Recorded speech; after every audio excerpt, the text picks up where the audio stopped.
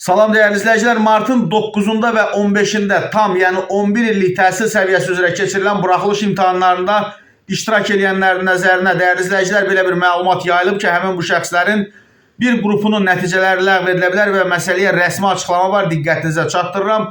Burada üstəgəl işarəsi görünürsə, zəhmət olmasa üzərinə vurun ki, kanalımıza abunə ola biləsiniz. Martın 9-unda və 15-də tam 11 illik orta təhsil səviyyəsi üzrə keçirilən buraxılış imtahanında bəzi abituriyentlərin cavab kartlarını yazıb pozan qələmlə doldurduqları məlum olub. Bu cür qələmdən istifadə edənlərin nəticələrinin etibarsız sayılacağı ilə bağlı məlumatlar yayılıb. Məsələ ilə bağlı Dövlət İmtahan Mərkəzinin, yəni DİM-in mətbuat katibi Xanlar Xanlarzadə Oxaza bildirib ki, bu xüsusi və geniş yayılmış bir problem deyil. Açıq elə də ciddi məsələ deyil, sadəcə olaraq sən karandaşla və ya qələmlə verilən dairəni qaralayırsan. Skaner sistemi belə işləyir. Əgər dairə düzgün şəkildə qaralanıbsa cavabı oxuyur. Onu düzgün və ya səhv kimi qeydə alır. Əgər dairə qaralanmayıbsa sistem onu oxumur. Yəni cavablarınız qeydə alınmır.